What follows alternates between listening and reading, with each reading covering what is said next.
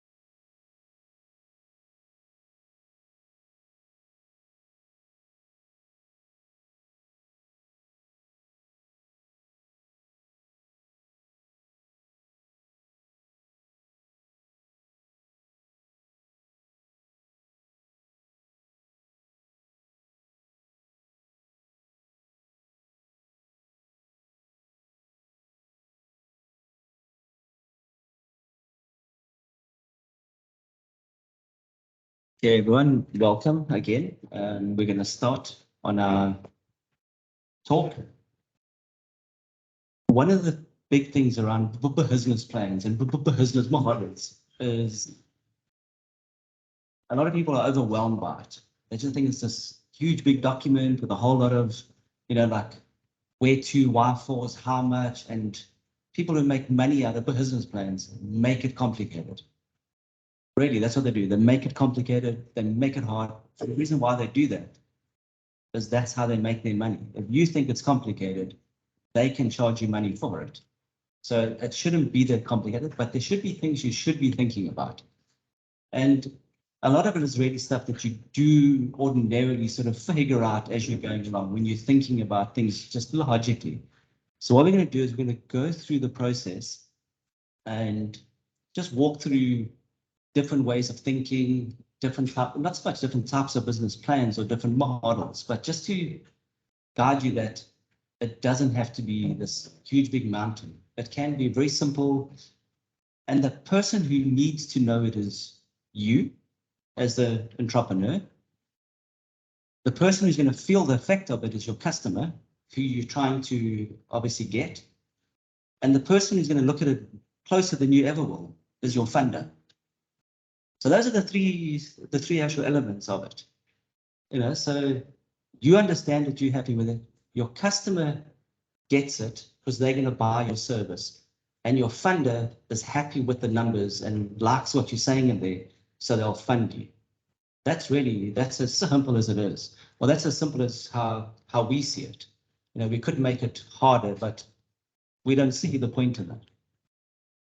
You don't have to know about this guy. He's just talks. All right. So we're going to start with the validation. Is it how do you put the plan into place? You know, what actually validates it? What makes it sort of tick all the boxes and things like that?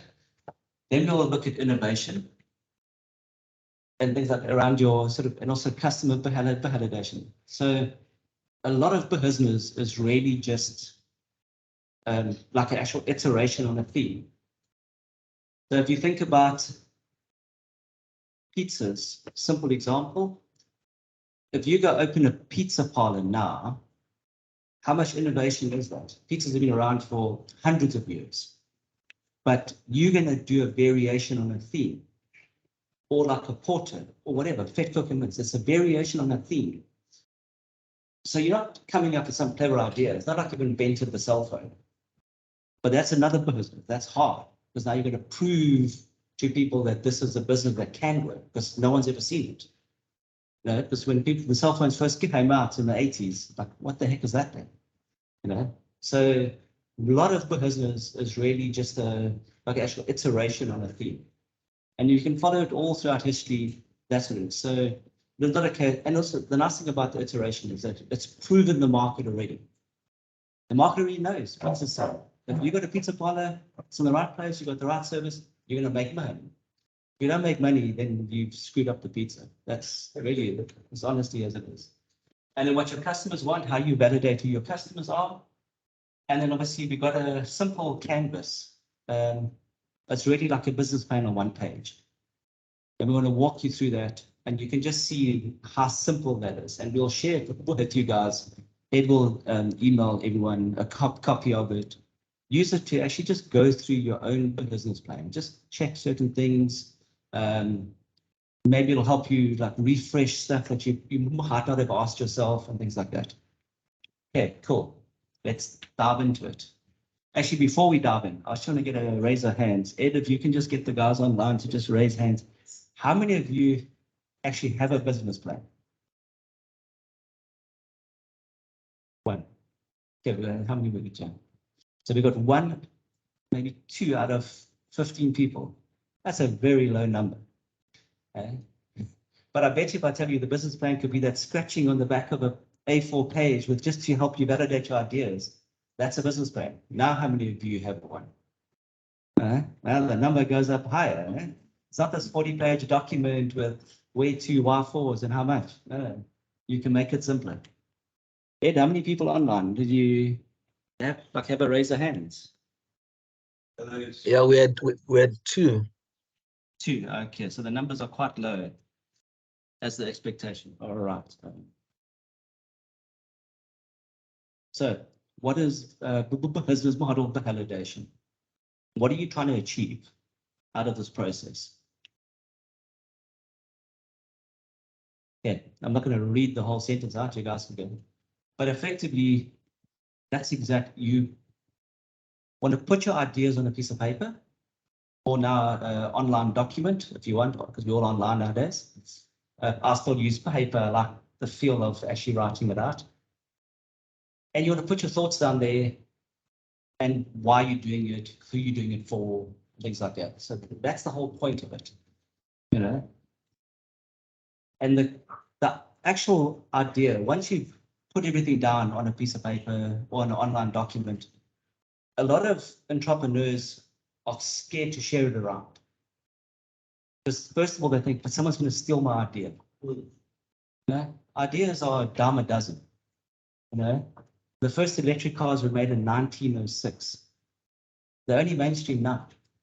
They've been around forever, over 100 years. Porsche had electric cars in the wheel hubs in 1906. No one steals it. Tesla posts all their patents online. It's free. You can go look at it, all of them. They're open source. How many people are stealing them to go make cars? Almost none. So don't be afraid of someone stealing your idea. Like I was saying earlier, if you're going to open a pizza place, there's already pizza places. So whose idea are you stealing? If you're going to open a coffee shop, whose idea are you stealing? No one's. You're going to do it differently. That's the plan. So once you've got your business plan, share it amongst people. if you can find people that don't know it's yours, this was a good key. If someone doesn't know it's yours, say, listen, someone's asked me to look at this. I think it's sort of so-so. What do you think? And they're going to really feel like it's okay if I say it's cuck.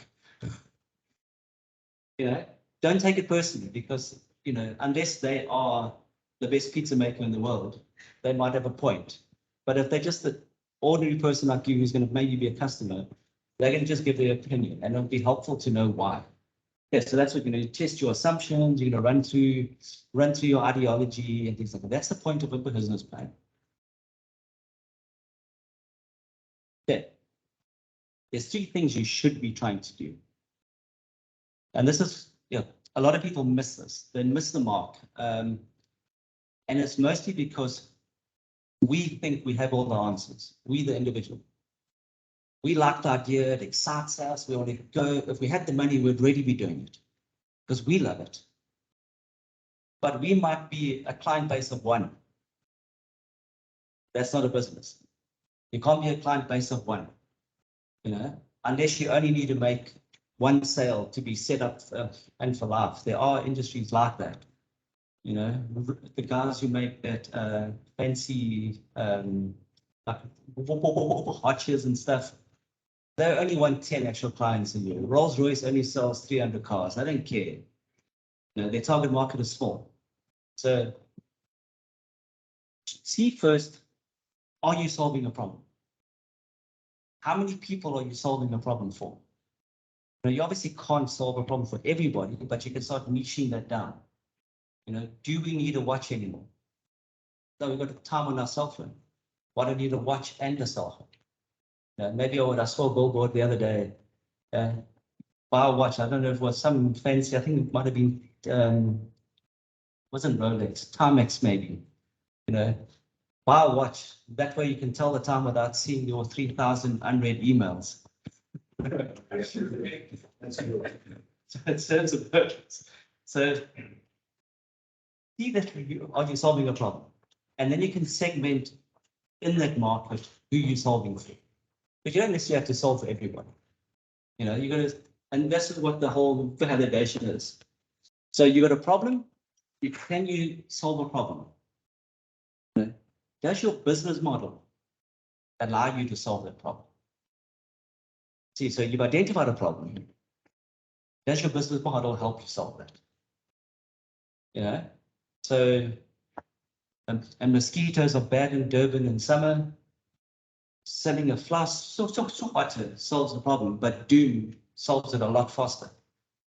So what type of model are you going to use? You can pay me lots of money to walk behind you and swat the mosquitoes. Cool. I can charge you, or I can sell you doom. What are you trying to do? So does your business model solve the problem that you've actually identified for the sector that you're talking to? Yeah.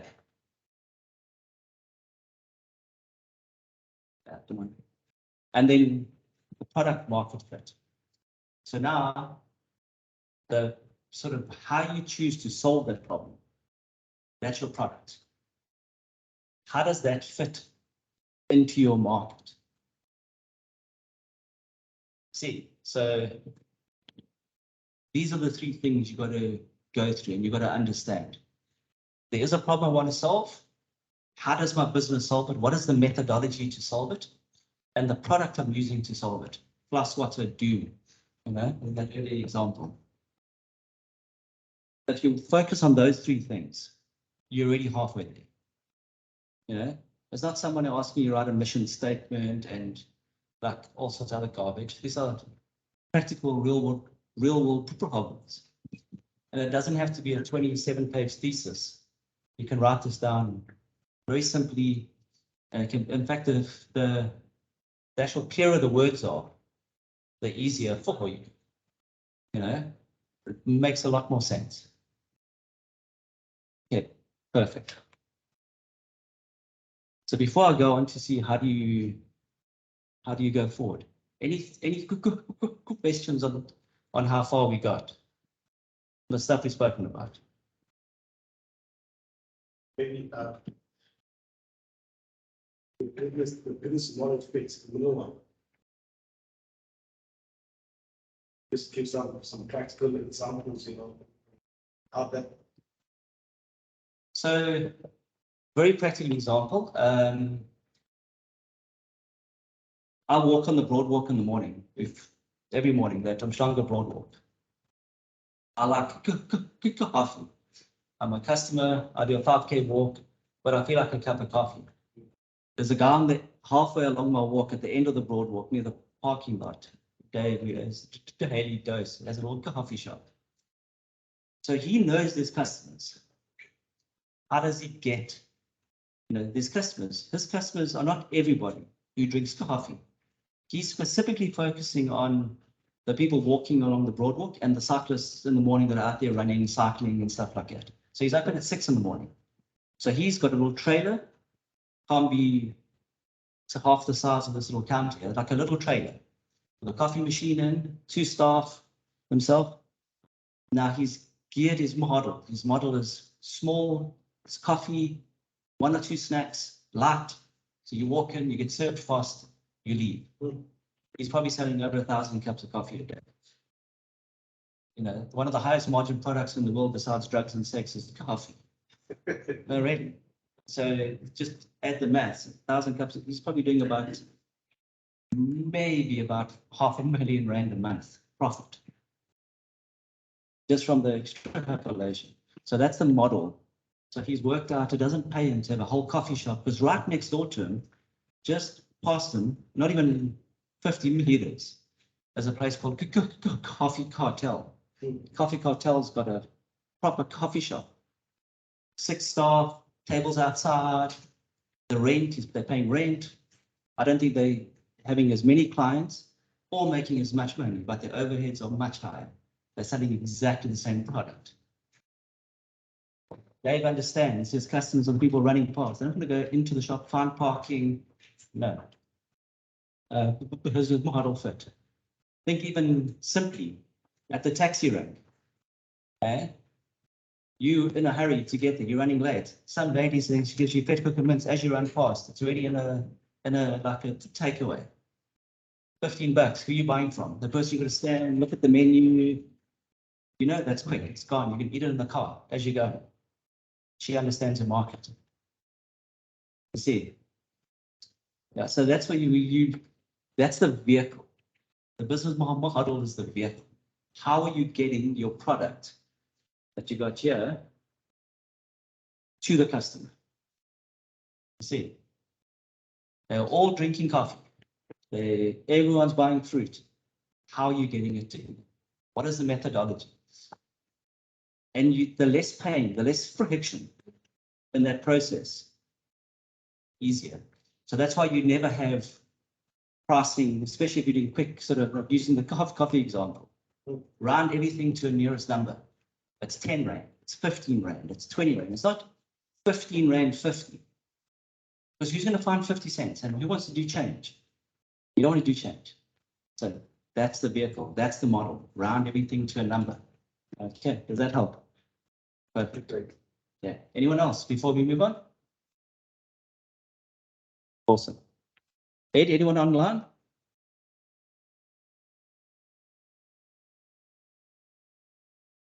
No, nothing online.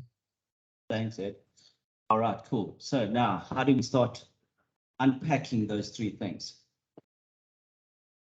Engage your customers and your partners. Too often people don't talk to clients. One of our earlier talks, I don't know if it was early this year or maybe late last year. Like too often we looking for clients, we get a no. Why do we get a no?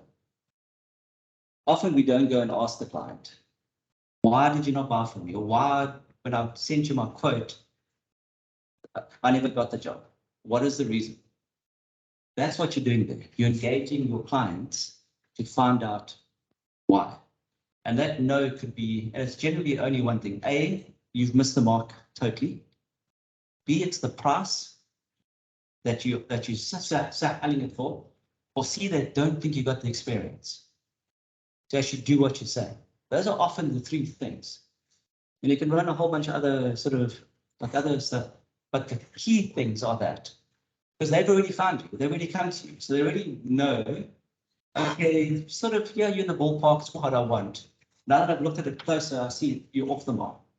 Or it's what I want, but I can't afford it. It's what I want, I can afford it. I don't think you're experienced enough to do it. You look far too young. Or maybe you're too old to be carrying bricks all day, so I can't hire you as a builder. Maybe you're too old. Maybe you don't know how the PC works. I can't hire you to do my social media because you're 60. Those are real things. So engage with your customers and your partners. So the people supplying you, because that also makes a difference. Because that's on the other side of the fence. If you can get a client, or not a client, like actual and supplier, if you can get him to give or her to give you product with 60-day payment terms, so imagine the coffee example with Dave. The supplier gives him all his coffee and tells him 60 days to pay it. Dave's selling the coffee cash every day. Every day. How much money is Dave making when he's only paying the client 60 days, later? That can help. So engage on either side of the fence, the customers, suppliers. They can help you flesh out your model, can help you change things. Because too often, maybe you open a restaurant and people want you must pay in advance and food can go off. What's the problem? Someone said, no, but I'll help you. I'll give you the product. You pay me 30 days. Now you can open your restaurant because all you got to pay for is the rent and the chair, like the actual chairs and tables. The food has already been paid for. And supplier has already given you that. So instead of raising R1 million, you've only raised 300,000 rand. See how that helps on your business plan. Okay, so engage the customers and partners. Make sure you're solving a real problem.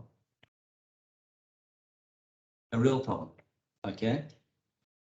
And by that is that a real problem can be a real problem for one person.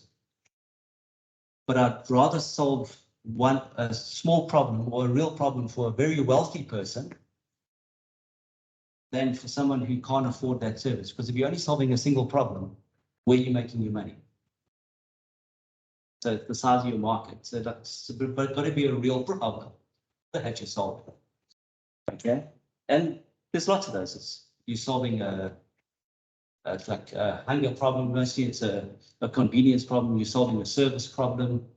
Look, we do accounting and tax, but the problem we're solving is not doing your books. The problem we're solving is to keep sales off your back. That's a problem to solve. Because who wants to deal with sales? No one.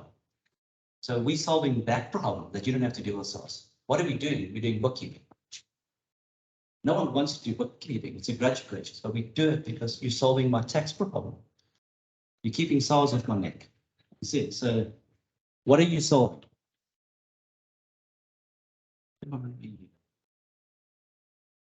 Okay, building prototypes. This is not necessarily a physical prototype.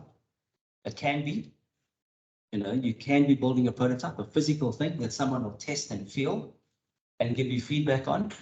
Your prototype can also be how you run your business, how you do your service, whatever that is. So you can, and this is why we always say, you're building clay. You build everything in clay. You don't build it in concrete because you're molding it all the time. So the prototype can be anything. How do you do your service? So we build an online portal for us. Our clients get into the online portal. Pre-COVID, no. People weren't. People in SA want to touch and feel things. I don't want to just go online and buy. In the UK, online sales are the highest in the world because they've always had an environment where they send catalogs. All the clothing shops in the UK used to send catalogs. Ever since the World War II, they used to post a catalog to your house. You can phone in your order, or you can fill in a little coupon card, and the truck will come around, drop off the clothes at your house. You can try them on. They come around again in a week. You send back the stuff you don't want, and because those days were check, you sent a check for the clothes you kept. So when they went online, people were used to doing that. They were used to online shopping. They didn't have to go to the store. So they got the largest uptake of online shopping in the world. And that's why we're a bit slower, because we want to touch and feel things, especially the older generation. So have a look at that. What is your prototype? Do more of our clients use our online portal now? Yes. Because we had a COVID, you couldn't go see anyone. How do you want it? Sign up online. Everyone signs up online now. So that's how you get your prototype. Slowly tweak it. Would we have closed down the online portal? Probably, because it didn't work for us. We're paying a fortune. Now it works. You see, so that's your prototype. Slowly tweak it. Could be your restaurant. It could be your spaza shop. How people can see the products from where they're at the window. All those things count. So, you know, can they look close enough and go, okay, the bread isn't stale. I can see the date. You know, they dropped it off yesterday. All those things, that's your prototype. Okay, so it's not just a physical thing.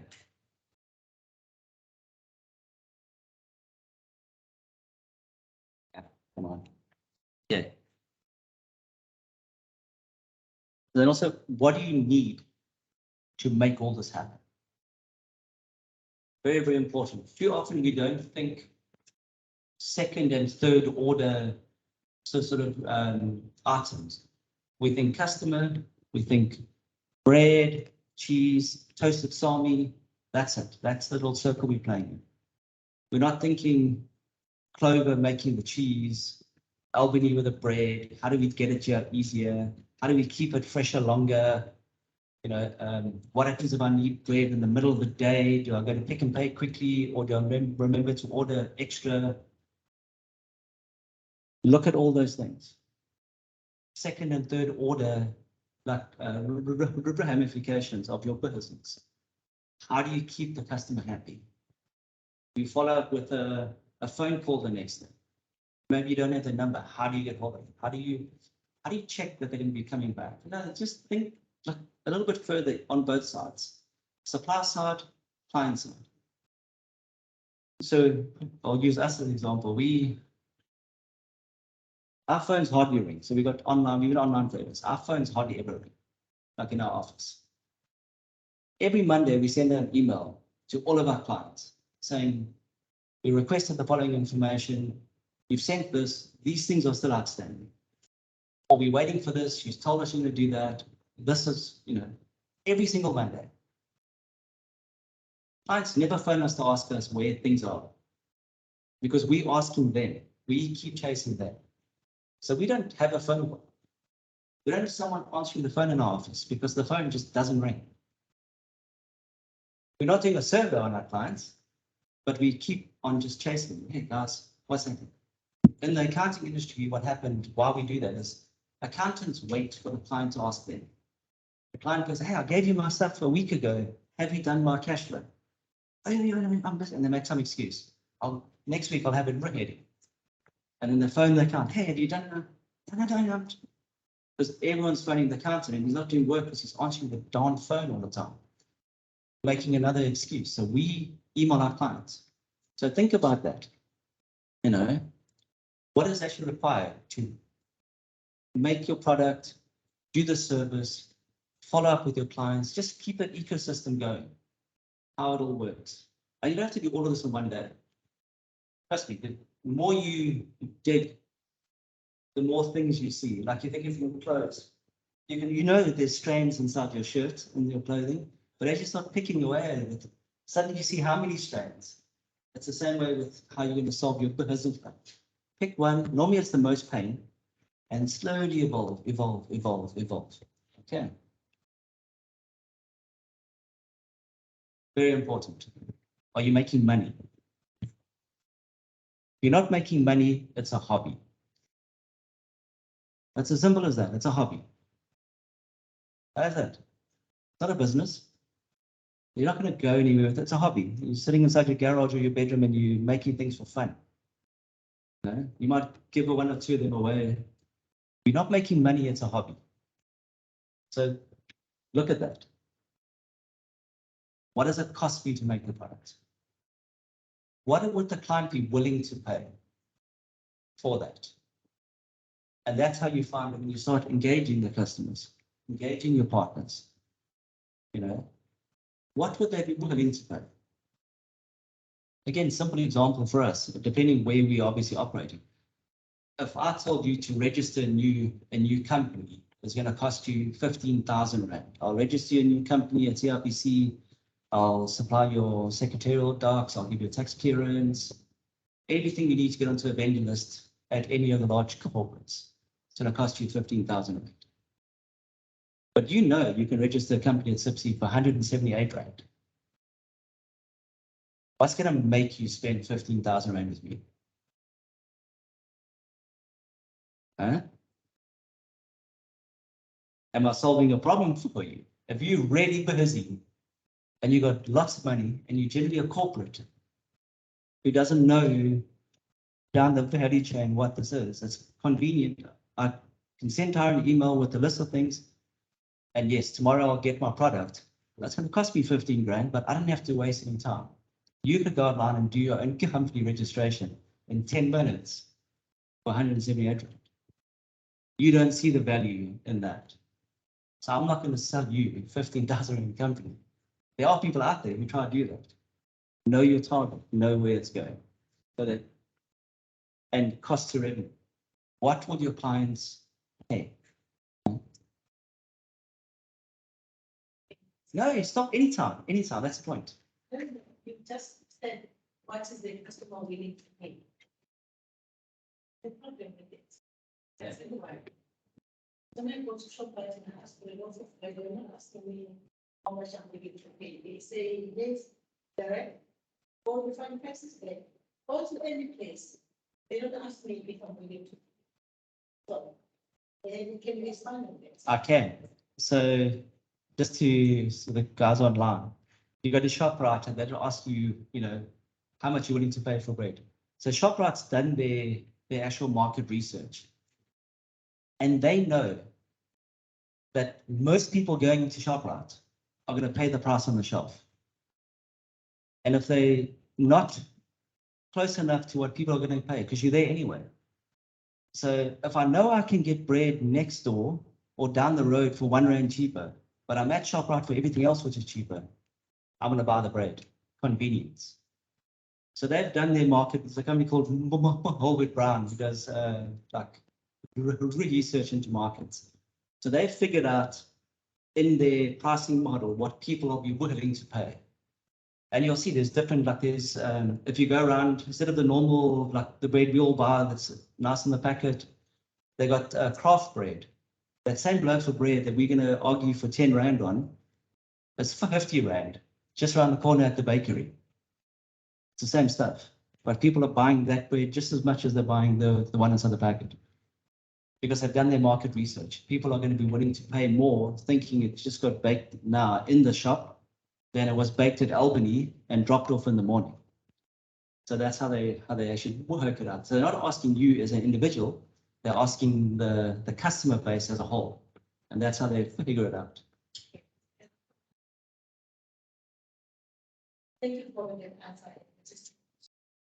But for instance, you find people who are hopeless in the problem with pay, e.g., we are in different levels of economic status. So really, there are people who will not afford something, not because it's expensive, but because of them.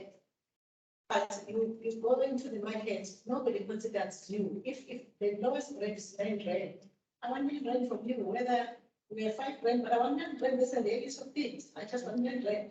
Can you negotiate with me? It's a shop price. You know, but of course, price discrimination is what we are saying. You know, they package differently, and somebody will go and buy what they want. So price discrimination. It happens. But when it comes to me and you, we're running this business and we like, how much are you willing to pay? How far down can you go? Because people will negotiate. That's the reality of things. But that's exactly it. So that's where the first point, engaging with your customers and your partners. So if we're talking bread, everyone eats bread. Very rarely do you find people, unless they're on a keto diet or something, but pretty much everyone eats bread. Okay, so when I start my bakery or I do my shop, am I catering to everyone who eats bread? Or who's my target market? Remember the earlier part, know who your customers are. So if I'm in Mlazi and I'm in Umhlanga, the client base is different. So I'm going to know my target market. I'm going to know who my client is. And then if I know Umhlanga, I can go and say, well, you know, yeah, so I can say, well, we're at a place this morning and bread is a lot more expensive. It's about 60 Rand a loaf. But those customers will pay for it. They'll pay for their bread because they're affluent. They're going, well, you know, I can afford it. It's nice bread. And they convince themselves why it's nice. They like the owner. He talks to them, but he's only making maybe 300 loaves of bread a day. And it's for a specific target market. He knows his customer, knows his price. If he runs out of bread, he's out of bread. If I'm in Mlazi, I can't charge 50 Rand a bread. Probably, but I might have one or two clients. So what is my target market? What am I aiming at? What am I pricing? You see, that's how you got to, and that's why it's important to know your customer and what problem are you solving. 100%, 100%, because too often we have an idea, and that's generally an idea. So unless you validate it, it's an idea. Yes. And that's key things. But if you sell a product to everybody, you have a problem. Because people are from different economic status and they negotiate until you lose direction yourself. Meanwhile, when you know your needs, then you solve the problem. So real life example for us. All accounting firms in the past would do, you'll go to them, they'll do your work, they'll give you your work and an invoice. Now you get your product and you get a 40,000 Rand invoice. They've done your years for financials. 40,000. Oh, where do I get 40 grand? Like now, can I get a discount? Now you start to argue with the accountant on a discount. You know, can I get it done? Can I pay you over 3? First you drive the price down and then you get them down to like maybe 30. Can I pay you over 3 months? Now the accountant's waiting 3 months to get the money. So now he's already lost a quarter of his profit and he's going to get paid late. But my staff want to get paid end of the month. How do you, as an accountant, equate those? So if I've got enough cash flow and it works into my cash flow, and I know my customers are going to pay me, then I can say, fine, pay me over 3 months.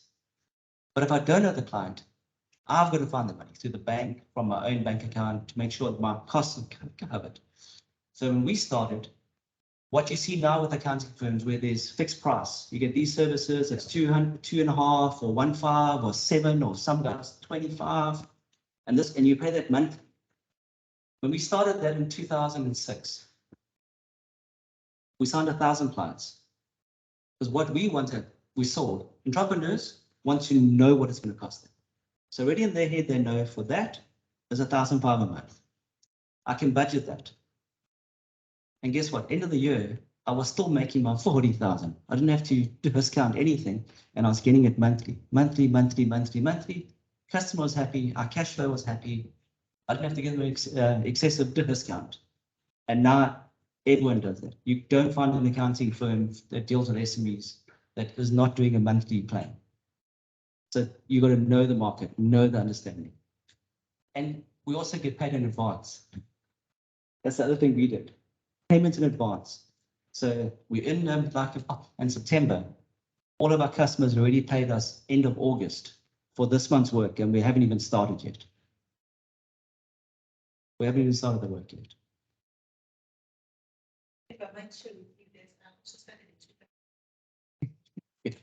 in 2006, Christmas saving. There we go. In the sense that saving will come and negotiate, and then it ends according to the tune we play. And then I took a break, then I came back. I came back this year and I'm coming with a different business model altogether. Because I want to attract people who make sense to my economic status, while I'm making sense to their needs and providing quality service, like quality as in quality, with no force after I've done the job. Absolutely. So I've totally done an overhaul of how my business model should be. And instead of, because for me, I'm here to make money as much as people come to me to get the best service ever. So yeah, so now this thing of negotiating down 30, I'm not there. Why? Because I'm from two different professions, both to medical field. You should know before you go to Western Hospital if it fits there or not. Don't go there and negotiate in Western Hospital. Exactly. You know, we have Incosi, we have King Edward, we have Westby. You need to match yourself with the right one. So from that perspective, I know we also have to have an upper hand in terms of how we are enforcing our business model so that we can attract the market that you want to serve. 100%. And the thing is about actually doing knowing your cost. Although you don't want to actually discount every client that comes through, it does happen where a client will come to you and go, you're selling ones and twos. A client comes to you and says, I want 100. What price can you give me for 100? And if you know your costs and revenue, you can then say, well, that's what I could do. I can do this. And so that's why the numbers actually make sense, why you have to do that. Thanks. But thank you. Okay, let's look at innovation. Touching actually on what you're saying. So you want to innovate your market you're in, you want to innovate the product you're utilizing, you want to show clients that you're thinking in the future. But that's what you want to, everyone wants to be in the future, want to be living in the future. You know, you want the coolest clothes, you want the nicest car, you want the best food. You know, so how do you show your clients that they're going to get that? How do you innovate your business model, innovate your plans? It can even be your funding. How do you do all these things? Okay. I'm not going to go read through the whole thing, but essentially that you just keep looking, taking everything apart and go, is there a better way of doing something? You know, doesn't matter what it is. Is there a better way of getting my product to my client? Is there a better way of making my product? Is there a better way of getting their feedback to me? And those are all little steps. They could be various things. They could be, you know, a QR code at your door and they just scan it and go, yes. So the thing is, what we have to understand, what I've learned over the time is that humans are lazy. We are the laziest creatures on the planet. If we could find a way to sit on the couch all day, we'd sit on the couch. I can promise you right now. So how do we make it as frictionless as possible? So that's what your innovation should always be. How do I make it for that person that when they think I want to do something, they go, oh, those are the folks I must work with because it's just so easy. There's no friction. It's easy. So innovation is about making life easy. You know, how do we make life easy? Email made life easy. You didn't have to walk to the post office, get a stamp, stand in a queue, wait 7 days for the letter. Maybe it gets lost. Email made it easy.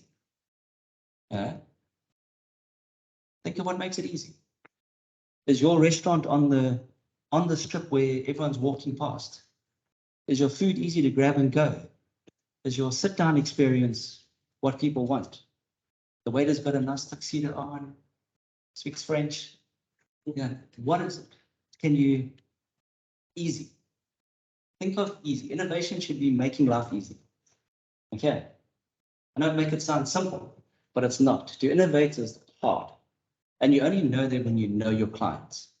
Know your product, and then how you can get it out to your client. Okay. So, like everything in life, there's a cycle for things. So, go through those processes. What I was saying, you know, look at the whole cycle of your business. You as the entrepreneur, first of all, the product that you'd like to offer like the world. Are there customers who want that? Are you really solving the problem? How are you going to do that? What's the vehicle to get it there? And your costs. How do you get those input costs in to get your pricing? So that's the cycle. It runs like that. And you keep iterating, iterate as you go around this way. And there's a lot of little circles in between. And what a lot of people miss that as you grow, as your business grows, and I touched on one of the talks we did earlier. We had a client who runs one of the largest restaurants like in the country. They spend about $3 bar a month on booze. That's like nearly 40 million rand a year on alcohol. Okay. But when he started, 1 million a month didn't seem like a lot of money. 40 million rand a year. Now, when you go to the supplier, and instead of going to Rebel, you go to Macro and say, hey, Macro, I spent 40 million on booze. Here's my accounting, I'll prove it to you. What price can I get for my booze? You know what Macro is going to do? Here's a discount. I'll supply that booze for 35 million. I've just made 5 million rand for doing nothing. So those little iterations happen within the cycle as well as the entire business. So look at those things as you're growing. Same as insurance on your car. You're paying insurance. The value of your car is going down. How many people go contact the insurance company and say, my car's worth less. What's my insurance now? The insurance goes up every year. Car price, your car value goes down every year. Why is the insurance price not going down every year? Go ask the question. That's all circles. Innovation. Okay. Think about this. We don't, because we're so busy with what we're doing, we don't think about the small stuff. Because the small stuff, I mean, it's 1,000 rand insurance, who cares? But it could be 500 rand. That's 3 grand a year. I'll take an extra 3 grand a year. Yeah. So, as we touched on earlier, ma'am, you're right. Who's your target market? Key. Okay. What are you offering them? Why are they there? Why would they even like you? What's the value you give them? Remember, pizza is a pizza is a pizza is a pizza. Why is yours different? It won't just be the price on the actual menu.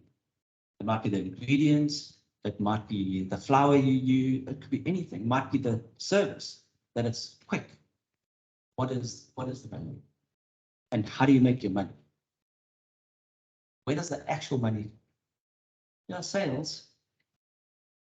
But that's not money. Money is profit. The line at the bottom. If it's red, you got a problem. If it's black, remember, if you don't make a profit, it's a hobby. Yeah, I make pizza for a hobby, so I don't make any money out of it. People are eating my lovely pizza, but I'm not making any money. That's what you're going to be thinking about, those things. How's it work? Every day. And you can't solve all of these every day. Start slowly.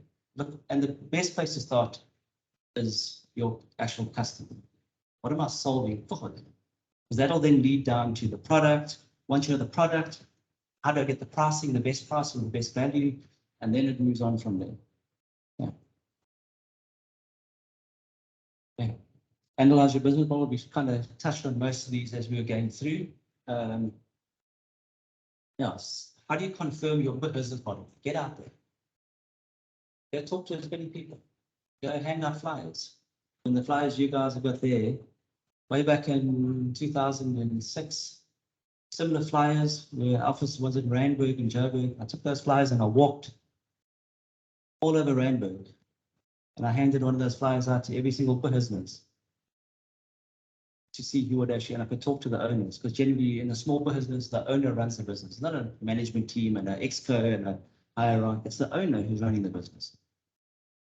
Go see if it works, see if the clients would actually like it. Okay. My name is Cindy. Pardon? My name is Cindy. Indeed. Okay. I'm actually Tara. Tara, yeah. Okay, another thing that helps with innovations is where we keep looking into the product profile. Innovation has everything to do with product profile. Keep on reviewing it through research and seeing what others are offering now, which then make your products best. I remember when I just wanted to make this example, people will apply it differently. I was working for overseas. I was responsible for checking the market share of our product, each product. And as soon as a product loses its market share, we used to discontinue.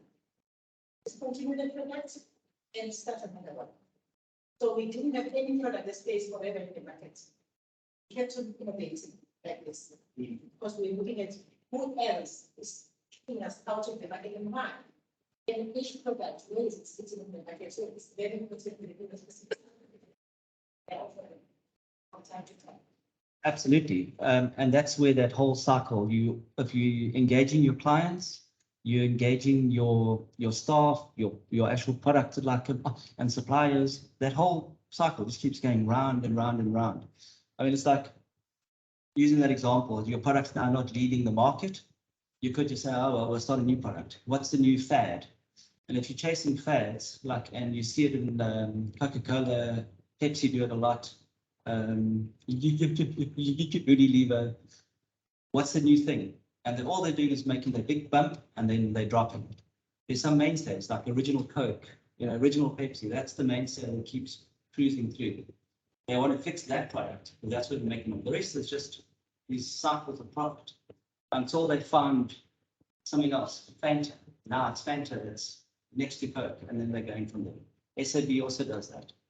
But I think for a lot of the smaller businesses, unless you like in that space, there's a lady up the road here who only does Christmas decorations.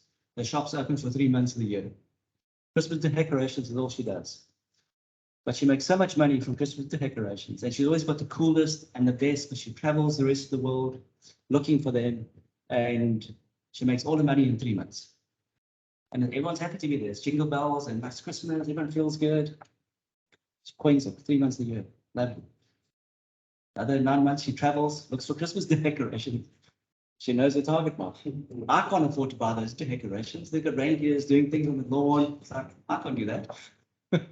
But she knows her market. All the rich people in Elita and that, they can go drop 50 grand on decorations.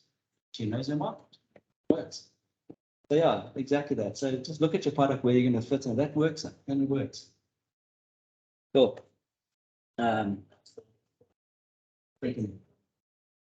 Pardon? Yes. Then the best food in the world. You know why they're making it? The best toys, eh? They're very big. So when it's famished, I believe everybody does everything nice. I go to McDonald's because it's over the counter. Yeah. That's their strategy. And the toys. That's how they keep the kids That's why interested. The toys. I think they're the second largest toy actual, I can't call them like a reseller, but the second largest toy buyer in the world.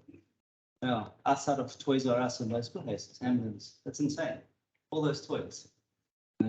So my kids don't eat in McDonald's. They just aren't allowed to. I'd rather go buy the toys separately. Okay, so understand your business model. But make it simple. Like, we don't have to use fancy words. In fact, the simpler the words, the simpler the message. It's gonna help a lot more, because we see a lot of startups in the startup phase, especially in tech, and the people come with. You read some of those pitch decks, and you're like, what are they talking about? And they're going like, hyper segmentation. What do you say? We've got four sort of segments of our market, but then say that. We don't have to have all this garbage. Just speak English. Make it simple. So get your business model, get it clear, KPIs, I mean, it's like targets, effectively. So what are your short-term targets? You've got a goal. That's a goal. We know we're going to climb up the stadium next door, that ramp. But how are we going to get there? I'm going to take one little step at a time. One step to get to the top of that arch. Has anyone ever been up the top of that arch? There's a cart you can get in. It's $50, and it's like you don't have to climb the stairs. It's like lift all the way to the top. But the thing is, like, that's the whole point. It's like simple steps. So set your goals. I'm going to do 3 things now, 5 things, and as you grow and as your company grows, you're going to find yourself standing on the top of that arch. Because those are the small steps, small steps, small steps. And the thing is with small steps is that, think about walking upstairs. I know we all used to do it as kids, where you try to take 3 of the steps at a time when you're climbing up the stairs, and then you lose your balance, and you're like, that's the same in business. When you're trying to take a step too big, like you're opening a restaurant that you just can't afford, the chances of failure are higher. Because you stretch yourself just too far. And any small thing, you can close it down. Maybe it rains for a week and no one goes out because it's raining like we had now. The restaurant's closed. That 1 week of not having any sales because you stretch yourself too far, boom, business closed. So take small steps in a smaller shop. We were in Richards Bay yesterday, and we always stop. There's a guy in the harbour there, K&K. Best bunny chows in Richards Bay. K&K started. His shop must have been about the size of the screen, like a little hole in the wall, like that. Now his shop is like half the strip that's there. And he's got chairs outside, everything like that. I mean, he had a tiny little shop like that. Now he's big, printing money. But he started small. If he tried to open that whole strip to start with, he probably would have actually gone bust. So small steps. Set your goals, short little steps. Get it right, move on. Get it right, move on. Yeah. Top management. Generally in our game, you are the management. You're the management, you're the cleaner, you're the salesperson, you're the product dev person. So get the hierarchy. And then just a personal joke on that is your first staff member that you hire must do what you hate doing. Seriously, hire someone to do what you hate doing. Because two things will happen. You'll know when they're not doing their job. You're going to find out that you are doing it and you hate doing the job. And then you can focus on the things that you enjoy. Okay, so you are everything at this stage. Okay, cool. Customer validation. So some of the things we're going to, and I'm purposely running through them in a bit more detail, so you guys can actually sort of like sink in. Okay. Cool. As we sort of touched on it again. What did you solve? You know, we can have the best, or we think is the best product. But if no one out there thinks it's the best product, what's the point? What do we do? I might like it, but if you guys don't actually like it, how many of them am I going to sell? Zero. Absolutely zero. So first find out who will buy your product or your service or something like that. That's the first thing. You might like it. Get out there as fast as you can, as quickly. As soon as you have this idea and you think, and obviously look around, because we all think we've got the best idea. Now with online, Google, there are other companies doing the same thing. Okay, you know, and you can look at their websites, you get an idea. They've already done the research. Maybe they've been around longer. Maybe you're going to see how you can fix what they're doing. Who are the clients that they're chasing? So they're doing all your homework for you. But the first step is go find the customer. Ask them, find out. And the quickest way you get your answer, they give you money. That is the ultimate answer. You know you're doing the right thing when they're giving you money over the counter. Like, yeah, take my money. That validates what you're doing. That cash. Can't argue with cash. Okay? Can't argue with cash. So look at your business and see who will utilize that service. What does that solve? And then see how you can improve it. And because think of law firms, I always think it's interesting, even in the accounting industry, but in the law firms especially, you hear of these and attorneys that are charging 70,000 Rand an hour. You're like, how? How does that person charge as much as that? Well, people believe they can solve their problem. They believe it so much because of the track record. So when you send that legal letter out and they see the name on the letterhead, they're like, we're going to lose this case. They just settle and be done with it because we know we're going to lose. We're going to spend time in court. And that attorney says, that's why I'm worth 75,000 an hour. I just saved you hundreds of thousands of rands by sending a single letter that justifies my price. Problem solved. We can't afford 75,000 rand. A lot of the attorneys that's further down the line who are only charging 350 rand or 500 rand an hour are going, I wish I could, but it comes from knowing the customer, knowing your product, what you're doing. They obviously know the law very well, and then being in that circle of clients where 75,000 an hour is fine. It's the Rolls Royces. They're going to make 300. I don't care that there are millions of people who need law firms. I only want one or two of those 300. That sets me up. So validate your customer. Totally. I understand it. Yeah. Target markets. Going on to that. Okay. Who wants and who needs your service? Different things. They might sound almost the same, but different things. People who want your product are actually coming to you. Somebody wants your product, they're coming to your door. You're not going to find them.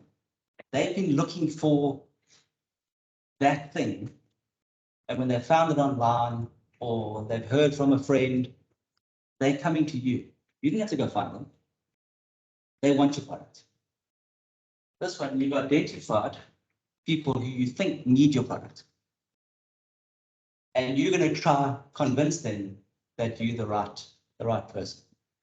Slightly different. You normally start out here when you're like starting out, but you want to end up there. You want to end up there. We pay for online advertising, for Google AdWords, because we're trying to do this to see who needs our product. But when people are coming to us with word of mouth, they have heard, they want you specifically. We have this issue in our office where we can't do, like certain of us have certain skills. And even though the rest of us in the group also have those skills, some of the customers only want to deal with a certain person. No, but I want to deal with you.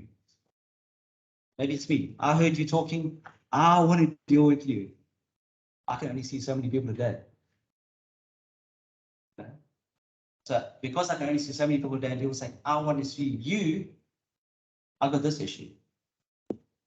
So I get to choose. I either say yes and make time, or push my prices up. And then you realize actually it's better to talk to someone else because they're going to give you the same thing, but I can afford it there. See, we all start here. All right. Cool. So then we're going out and we like solving a problem or something. We're letting them know we can solve your problem. Yeah. Yeah. Generally, the products are selling themselves because people want it, they're looking for it. Yeah. With another slide, just really touching what we already covered. Who am I selling to? What am I solving? Does it make money? Yeah. Okay, this is the business model canvas. Don't worry, I'm not expecting you to read all the small words. We have got larger resolutions of those. But before we get onto the canvas, anything? Questions from anyone? When you say start off looking for who needs you later, you end up in a position where you actually are in demand. I was thinking of it's a pity that we go to school and we learn theory, and when you putting things into practice, then it's as straightforward as the theory. Because in marketing, you have how many P's now? Oh, No, they were for a long time, maybe now. No, not 5, 6 or 7. They keep on. So when I did my IMN in 1991, it was product, price, price. Me too. Packaging. There were 4. Yeah, Now there are 6 or I 7. still remember. Yes. Now there are 6 or 7. But one of them is positioning. Yes. Now, when people actually want you, position doesn't matter. Because they get to where you are to get what they want. Because they now want it. It's not you putting yourself out there. It's a perfect example. Hairdresser. Yes. Think of a hairdresser. How often, and ladies struggle, men it's easy. We just like shave our head off. We don't care. We're not supposed to. A hairdresser. You find a hairdresser that can do your hair. Or they're at this salon. When they move, You move with them. Move with it. That salon loses half their customer base because they go with the hairdresser, not with the salon. But hairdressing is So different, that- different. Yeah. Let's have a look when it's there. It's a very important document for any business. But I like it when you engage clients on feasibility study, because even setting of goals, if it's set from an uninformed position, it's a problem because it's gonna break you. Meanwhile, when you do your feasibility study, taking into account your baseline information in terms of where you are right now, what are your strengths, what are your weaknesses right now, what are other factors which can contribute to you making that goal, which then will necessitate you to revise the goal. And then you grow with your goals as much as you amass more strengths, more, the story. Absolutely. So So what, it's very important for small business to take these things in a practical level, to say where I am right now, what I am, what I have right now, how far will it take me? the old saying, start where you are with what you have. Yeah, yeah, So- then grow from there. Yes, and the thing is, a lot of thing about the old way of thinking around a business plan. A business plan in the past, people would do it to raise funds. Exactly. And then you know what happened to the business plan? They put it in the drawer and they never looked at it again. Never. That business plan is a living document. It's a member of your staff. They're at the board meeting, you're looking at it. And this is what this is. This is one page. A4 page, very simple. And you should be doing this every 3 months at least. Every 3 months.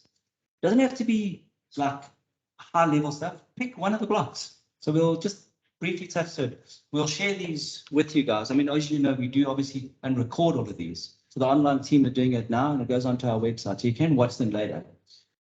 But yeah, this is what breaks down. You have your customer segments. And then it runs through. Who are the customers? What are they doing? So a lot of the stuff we've already been through. So I'm not going to go through each one in detail, but I'll flick through so you get an idea. There's actually like 9 elements. My memory's right, 9. So you've got customer segments. Understand who your customer target market. Value.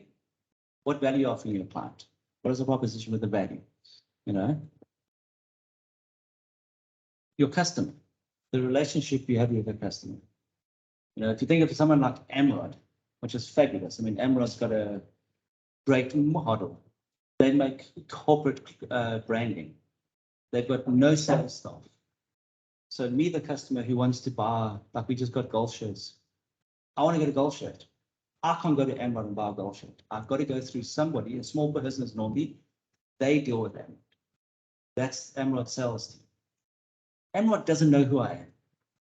I don't care. Their job is to get clothing, best clothing from around the world into their warehouses with the embroiders so that they can give me a product who they don't even know.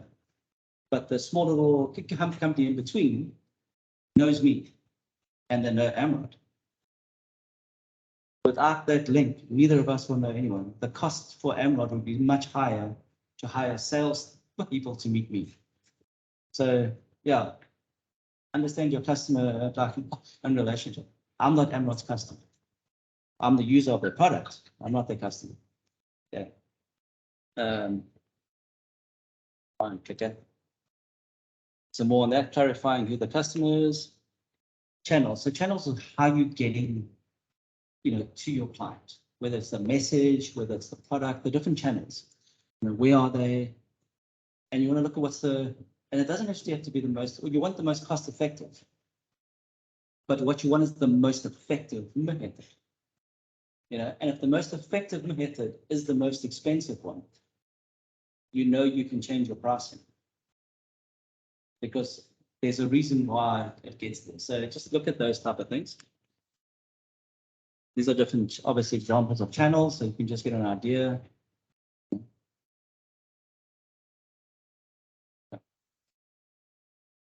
More channels. Key activities. So what are the activities you need to do to make this happen? To get your customer, make your product, Get your message. What are the key things you need to do to make it happen? Again, yeah. These are the different key activities. I need a new website. You know, I've got to go talk to more people, get a good consultant to help me. Okay. Resources that you need. What do I need to make my business effective? I can get my product to my client. These will be the resources you require. And it can be various, whatever your industry is. You must know what the main things are. Definitely worth it. And unpack it all. I mean, there's very rarely you're going to come up with a business. And I'm not saying this because none of us are not smart, but it's very rarely that any of us are going to think of a business that is not being done or is being done at the moment. Yeah. I mean, if we think, no, Steve Jobs are going to invent the iPhone. There's only one Steve Jobs. There's only one Elon Musk. And these people are few and far in between. Alexander Graham Bell, because those things are industry changing. So there's always information out there. The business center's got the computers. If you don't got access to computers, you go to the center, get onto Google, you'll find the information. So you'll be able to find out what you need to get started. I'll give you a very good baseline. Copy, improve, copy, improve. I mean, I'm not the first person who invented accounting. Accounting has been around for 2,000 years. So a long time. The Arabs were doing it, around the turn of the century. It's not new. Okay. Who your partners are, we touched on this earlier. Very key to know. Very, very key to know. Costs. All of the stuff now that you've learned from the break it down to the costs. What it's gonna cost you, and there's a golden number that, and we have used this previously.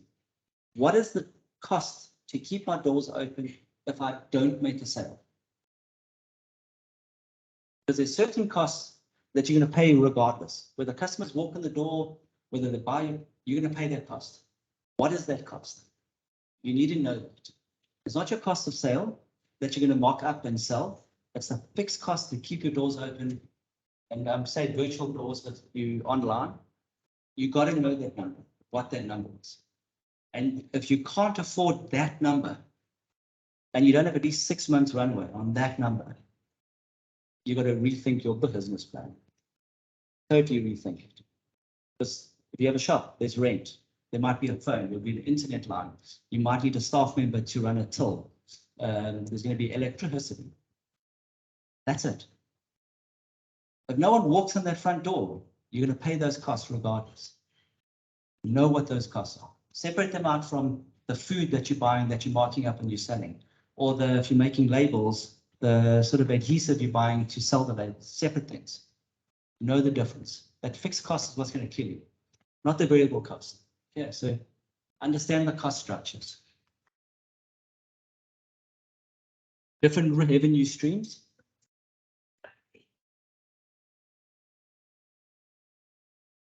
It's me. Start off with your business. You don't really care about the business. And there are many reasons why you don't care, especially if you know the story like this. Because, like you are saying, traditionally it was just a fundraising thing and then put aside to accumulate dust. Simply because, I don't know if people are aware, but exactly simply because they don't have the business where they put on the money to push it. Because you need to do this investment and then cost it, like we are saying now, know your cost structure. Once you do that and you're starting off from nothing, it scares you, it scares the hell out of you. But it's a necessary document. So to know exactly what's going on here. So there's one thing we all have at the beginning of starting our companies. You know what that is? Time. When you're starting your business, the one thing you've got in abundance is time. Use it to understand the business you want to start. Because once this the wheel starts going, that time is becoming, you're not going to have time to go back and revisit the business plan. Because you can't stop the wheel. If you stop the wheel, the business stops. The money stops. So you keep doing the half job because you haven't got time to fix the wheel. Understand these things. It's very, very important. Yeah, so on the revenue streams, I wanted to just touch on there. Often we sit and think, I'm doing one thing. This is my business. So maybe I sell laptops. Yeah, simple example. Selling laptops, that's one thing.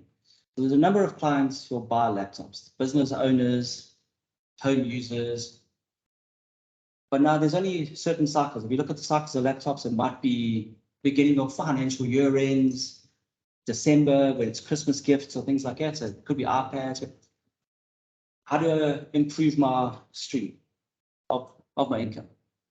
Laptops need accessories. Maybe I sell screens and I sell mice.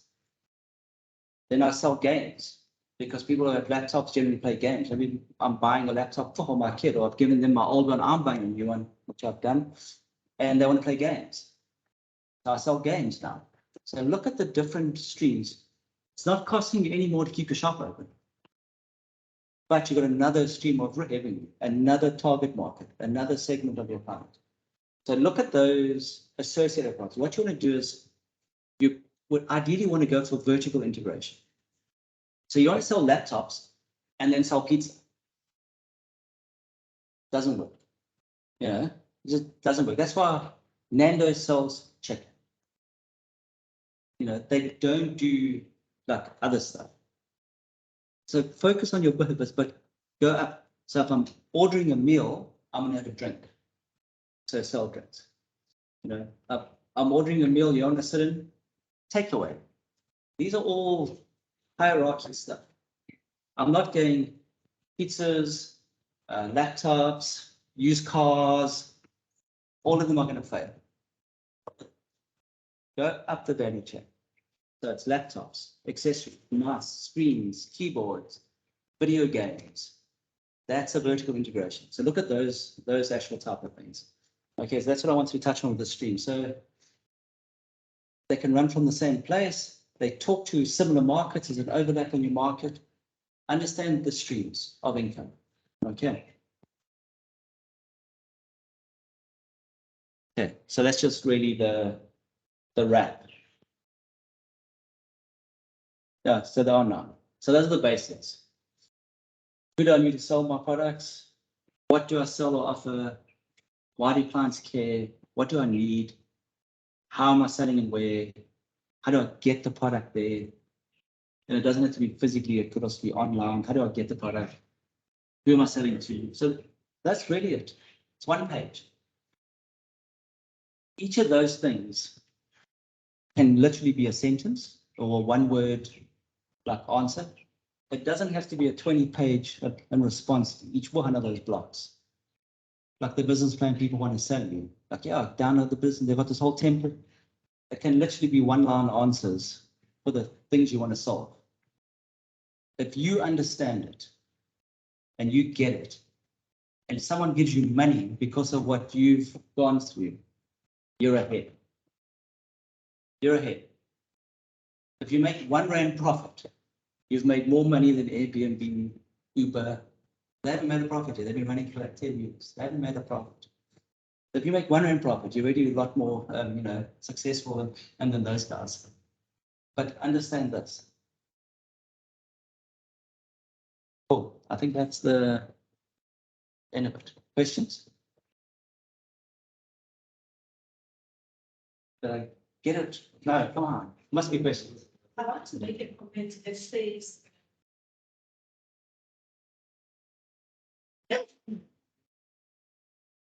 charity is charity. It's a problem. It's a combination of the two because you can't separate. I always wonder, how can you complete my business plan without involving me? And you come and give me a completed product, and you never sat down with me. You know, the last page you've done, the summary, to say this is what will produce the document. I want you to speak to this. I want you to, not just I want you to be sharp so that you know everything. No, but I want to hear your thinking process so that I can channel it correctly, the right way. But with me and you, we need to discuss each block like you've outlined, the summary. Now, how can we complete this document without me being involved throughout? The person who's going to implement this business plan. You have to do the document. So we have it. So we do business plans and for people. And I have a story. I don't know if I should share it. There was a young lady years ago, must be about, where are we now? Maybe 29, 2010. She came to me and she wanted a business plan. Recycling. And so I said to her, okay, well, how we operate? Just in your own lay terms, just outline what you're thinking, why you think this recycling business is going to work, you know, where you're going to get the recycled product from. Just, you know, you don't have to write all the different segments and stuff, but exactly what you're saying, like, just tell me why this thing works. You know what her response was? My boyfriend works at the DTI. I just need the business plan to get the money. I just hand it in and they'll give me the loan. I said, that doesn't work that way. It doesn't work that way. I said, no, but it's fine. I said, you've got to know your business. Why don't you do this? No, you just got to hand it in. My boyfriend will approve it. I'll get the money. I said, you're taking my tax money, other people's tax money. That's what you're doing. You're taking my tax money. He said, no. So I said, okay, fine. So I charged her an exorbitant fee. I said, give me a deposit. Her boyfriend, Judy, gave me a deposit. I wrote a business plan for a young man in the recycling game. And I never gave it to her, I gave it to him. They paid for it. It's a charity and my business.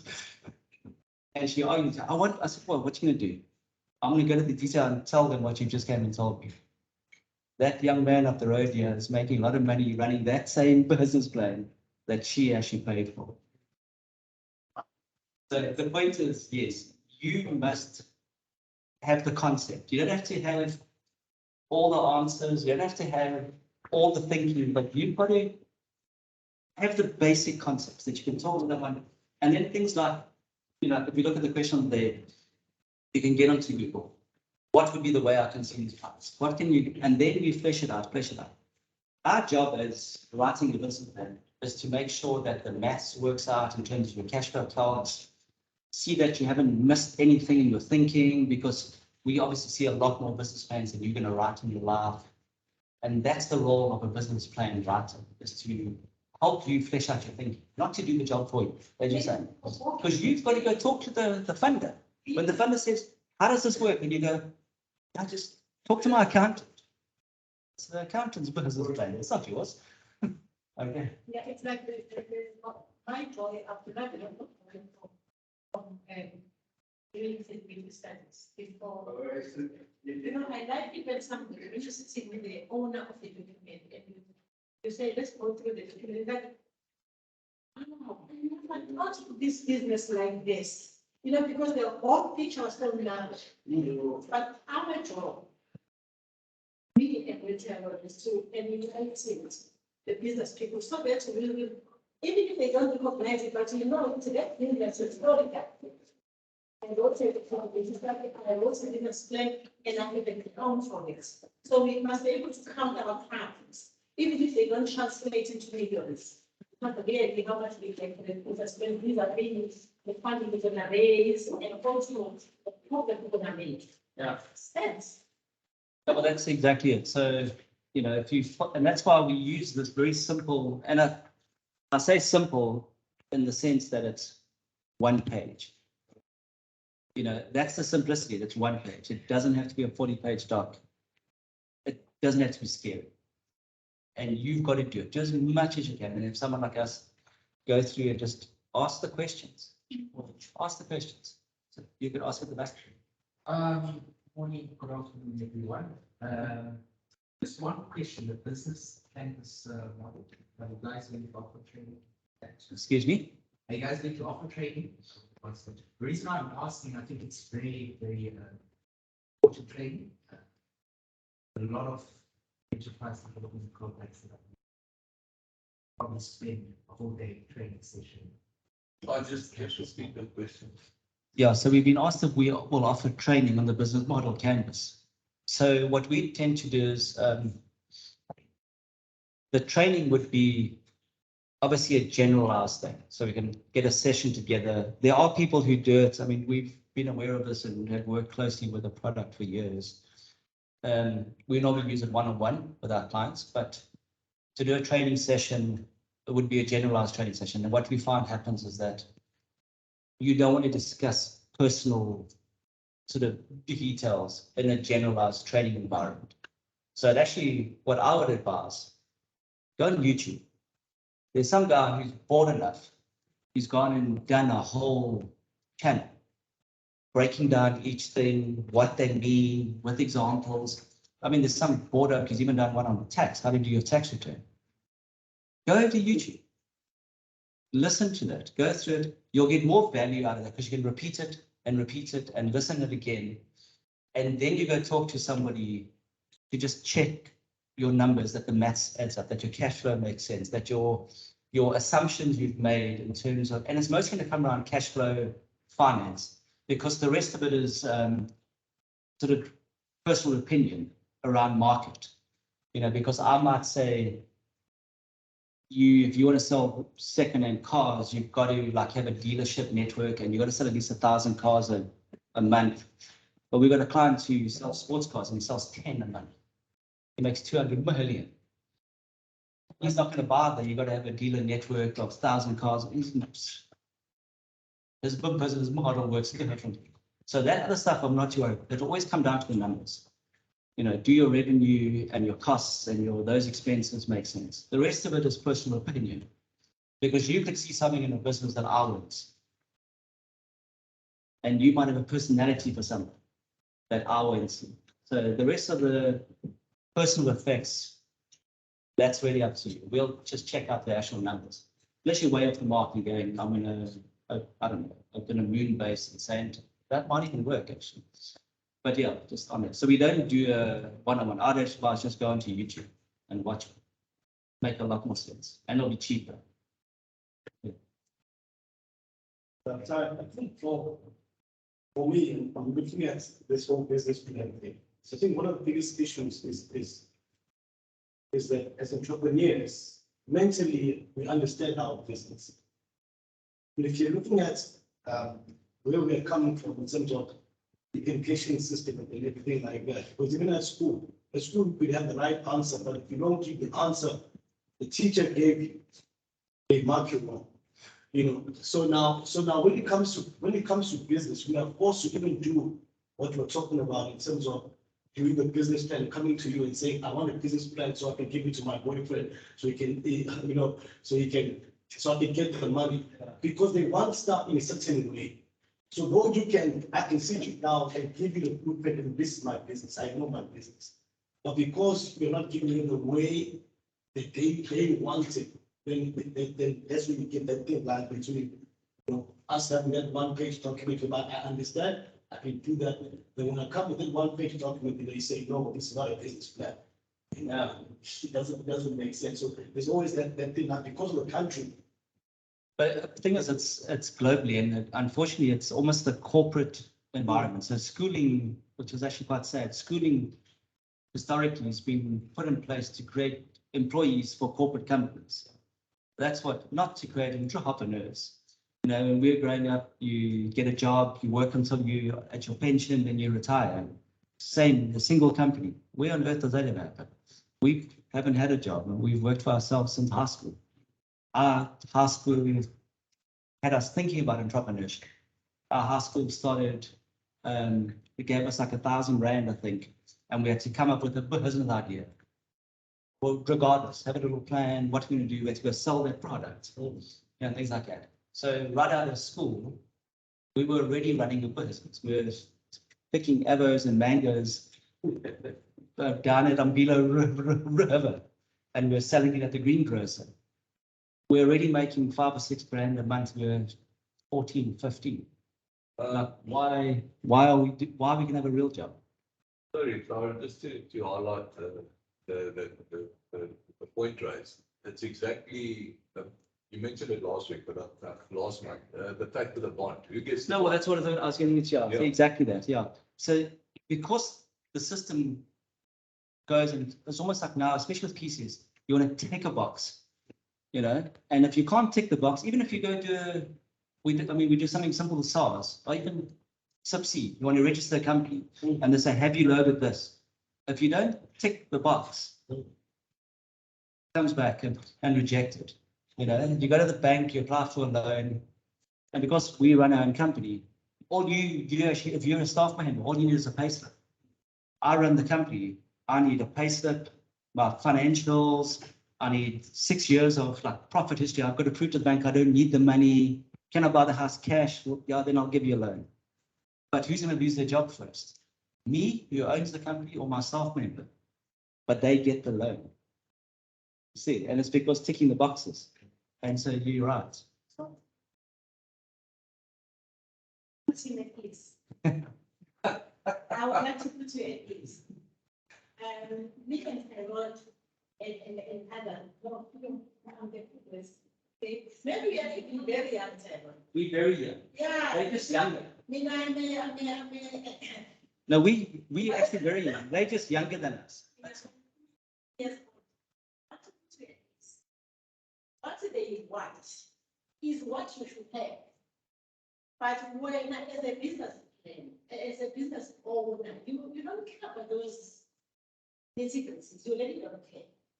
I know what you want to work with. You want to work with a simple operational plan. This is what you're having with it. When you're really pushing your agenda, you need a simple operational plan. But what they want, unfortunately, is that this is exactly how you should look at all angles when you want to start a business. More so when you want their money. It's correct. But it's none of your business as a business owner. That's why it becomes heavy on you. But that's what we want. And as you go on with this, you'll find this. By the way, I have a code. So this business plan, they didn't in my work. I don't know how it works. I had a problem before, but now I'm fine. So just learn it if you can, or just familiarize yourself with it. Maybe the framework is enough, but that's what you should have. Thing is, the world is changing, fortunately. Like already, I mean, I've got young kids, they're 9 and 6, and already they're writing code. They're already writing Python, they're writing code, they're taking their little blocks and then building robots out of them that run around the house. And they're 9 and 6. I don't think they're going to finish high school as we know high school. In fact, I know they're probably not going to finish high school. They're probably going to be making more money in Standard 8 doing online stuff than we're doing now. You know, and that's the thinking we're trying to encourage. Not exactly, not this whole, no, but you're going to get a corporate job. What the hell's a corporate job? There's no such thing. My son is 18. He's already told me, hey, I'm not going to wait. He told me straight. He said, he's not going to work for anybody. He's doing online things. He said, I want to enjoy my money. If I go work for somebody, it's not going to work for him. He's told me that. And I'm at peace with that. To say, he's already doing things that I can see that his thinking is not waking up and or look for a job or apply for a job. His thinking is that he's doing grade 8, that he started already making his own money. He's like, I'll do school if you want me to, but this is what I'm doing now, and it's paying. Exactly. So, I mean, the fundamentals are good. I mean, the fundamentals of working hard to achieve an objective, the fundamentals of researching, and this is all the stuff we've just been talking about. That's how you do a business plan. Your son's inadvertently doing it. My kids are inadvertently doing it. They're working out that, hold on, I can get money if I do this. My friends are going to pay me if I convince dad to buy me a bag of sweets at Macro. Not only cost dad 10 Rand, I've just made 50 Rand selling the same sweets to my friends at school. He's figured it out already. So, and they're doing that with online stuff. Someone's going to pay for their game, or they're going to put up a website for somebody, or they're going to do something. So I don't think my kids will finish high school as we actually know it. Really, I don't think they're going to finish high school as we know it. And I'm not going to hold them back and make them do a matric for what? I'm going to encourage, they're probably going to be already the engineering thought process, what they're doing is higher than what we were doing at school. So I can't see it. Okay. I wanted to ask, does a business plan work if you're solving a future problem? Only if there's customers who are going to pay you for it.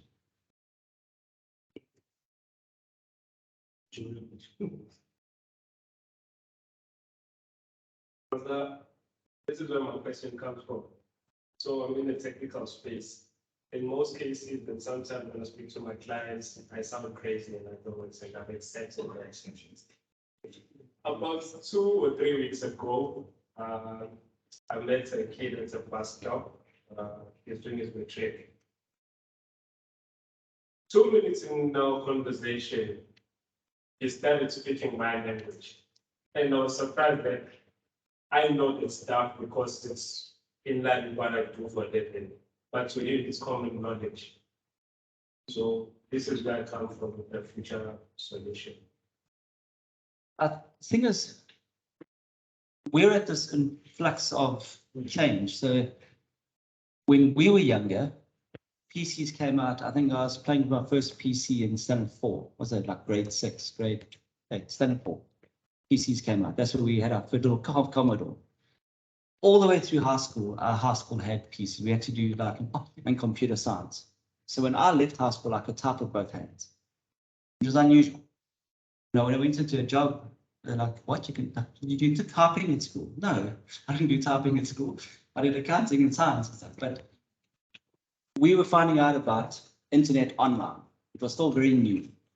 You guys are probably in that space where it's not as new, because it takes up a lot of your online space, like things like YouTube and stuff, and just Google. It's sort of natural to go. Those kids, the kid at the bus stop, that's all he's ever known. That's all he's ever known. So he's already absorbing knowledge at a rate faster than we are. He doesn't have to know all the details that it was Archimedes who did this and Newton, but he knows the information and he knows where to find it if he needs it. You can go online, type it in, read it if he needs it. So yeah, in terms of solving a future problem, depends what the problem is.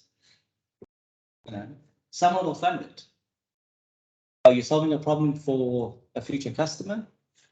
There's maybe not customers yet, but there might be customers in 5 years. What's the future problem? Right. Let's see. I'd say it's more of trying to enlighten current climate to try and foresee the future. Don't waste your time. No, I'm not joking. I'm serious. We've got personal experience with this.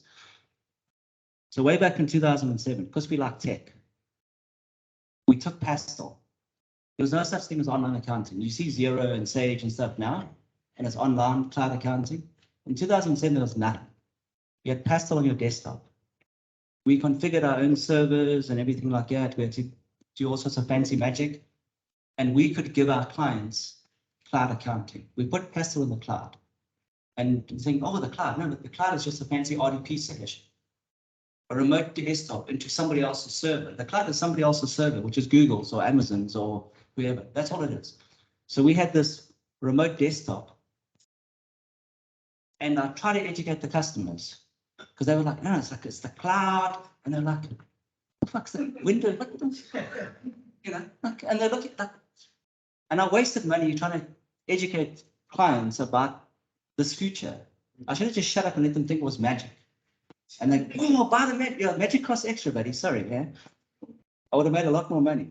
But we spent millions trying to educate people about a future. They weren't ready yet.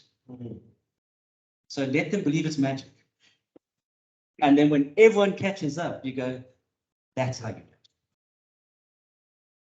Personal experience. I could be wrong. Also, you saw a future problem, but remember, I want to put a company where there was a thing at the company space where, like, here at the Rugby Stadium, where there's a system that can show clients, potential clients at the time, to say, your signage, your boards, at a rugby game, Sharks versus whoever they play, is actually shown on TV. And we give them the exact time in hours, minutes, and seconds. And at the time of doing that, Louis was still the president of rugby. I remember we sat at the boardroom with him. He didn't understand the concept. He had what he had at the time, which was working. I mean, they had what was working at the time, but when we introduced our system at the time, I promise you, everybody bought it because we could tell you, you got maybe 3 hours, 45 minutes and 30 seconds. And you complain to say, but I did so much. And we give them the reason why you got so much. Because say for instance, where your board is positioned is not what the money you paid. First, and you find out that the event, maybe it was flighted during the week where everybody was at work, nobody was watching TV, so you couldn't reach people that you wanted to see. But because the product was so good, they paid for it. They paid for it. So it's true when you say that if we can find somebody who's willing to pay for something that they have never thought about, it was not an idea that they were thinking about it, but for future, they could see this is good work because we can then go back to the stadiums and negotiate better deals to say, no, I no longer want my board there. I want it there. And give them reasons. So it does work if we have someone who's willing to pay for it. True, and what we also got, this is where this actual iteration comes in, because using the same stadium boards, so if you look at those boards, I've covered up there. So when you're watching rugby or you hear, that's a local advertising. Okay, and even radio, you listen to the radio, it's normal local radio. As soon as they went to digital, when those boards turned to digital, you know what happened? When this game is being flighted, the test now coming up, when this is flighted globally, every single country where it's being shown, they can advertise local products on those boards. No matter what's standing on that board now for us here, when we're standing watching the game, the digital stream, because it's the exact size, exact things, you can program it. When they cut to there, it's showing, I don't know, HSBC Bank, because they're studying in London. We're looking at apps. The digital radio space as well. I'm listening to 5FM, I'm listening to an advert for ramen. The guy who's streaming that in Australia is listening to some other advert. Same radio station. Innovation, iteration. But if you want to try to sell the magic of how that works, just sell the advertising. You can sell the magic. Okay, cool, guys. Anything else from you? I think you're going to have to wrap it up. One question, maybe you can expound on our customer retention, because we're doing validation now. But I think most of the time we focus too much on getting new customers. And then the ones that are there, we tend to forget about them. But that's the money. That's our money. True, very, very true. So customer and retention. And because we don't measure, and one of the things we've got to measure, and this is where your business plan, what does it cost you to get a customer? So look at the cost of the customer. If you understand the cost of the customer, your 80% of your time will be on the customers you have, and 20% on finding new clients, because they cost too much damn money to get. It's cheaper to keep the clients that you have, because they already know you, they already like you. And it's one of the things we often tell clients, and we have touched on this, is that when you've sent a quote, or you've sent a mail to somebody, they've inquired about your product or something, and you've sent an inquiry back to them answering what they're asking for. Very often we don't follow up why we don't get the client. So as a habit, end of every month, check your sent items. You never respond. You sent that guy the quote. Phone. Hey, I sent you this quote. Why? Why didn't you use my service? Because they've taken all their trouble to contact you. Why didn't they sign? And it's going to be what I was saying earlier. You're too expensive. You're not quite going to fit their need, their customer need, or they don't think you can do the service. That's the only things that you can logically think of. There can be a whole lot of other little tiny things, maybe you're too far away, but normally you'll actually overcome those things because if the price is low enough, I can justify the petrol cost to get there or whatever. So they will tell you what that is.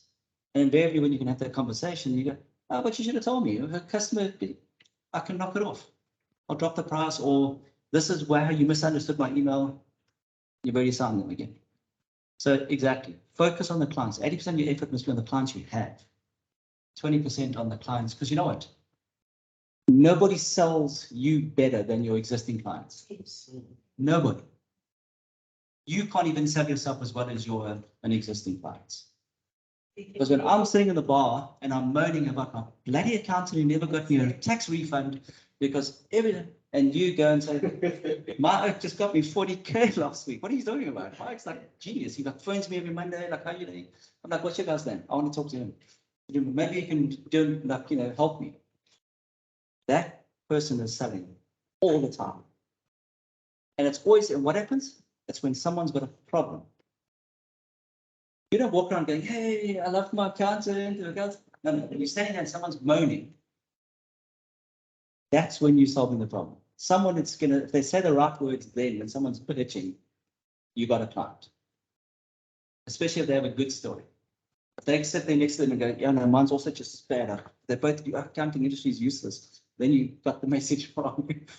There's an opportunity. But yes, exactly that. Focus on the clients that you do. They gold. They're paying you every month. They're the best marketing you have. And think of innovative things. Something you can not really give them stuff, but just small little value adds. Some small things like we do this for free because we like what we really enjoy it. Our customers are paying for it because obviously it's coming out of our profits, money that they actually pay us. So all these things are little bits that add on. Now, you might not be a client, but you'll be talking to somebody, and what's going to happen? You're like, yeah, we met these guys. Yeah, they can do this. Yeah, we found their card. That's the sale. See, so just think of little different things. Cool. Guys, thank you very much. Appreciate it. There was nothing online, eh? No questions. But just Kumlani thanked us. Very productive as always. Thank you. Thank you. A lot of thumbs up, but still very quiet audience. Okay. Obviously nailing it, eh? Thanks, everyone. Enjoy the rest of your day. We do have. I won't tell the guys online, but there's snacks in the bag. We'll meet up next one. Cheers. Thanks.